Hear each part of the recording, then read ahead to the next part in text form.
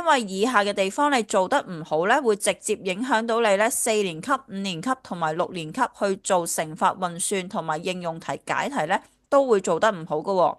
咁呢兩樣就係進位嘅次序啦，同埋圈出被乘數嘅。一束玫瑰有9支，今天售出玫瑰15束，花店共售出玫瑰多少支？首先我哋要揾翻被乘數，咁被乘數點樣揾嘅呢？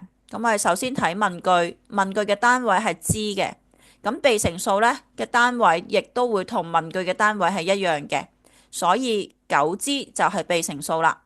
咁我哋可以寫低9乘以15，然後列直式。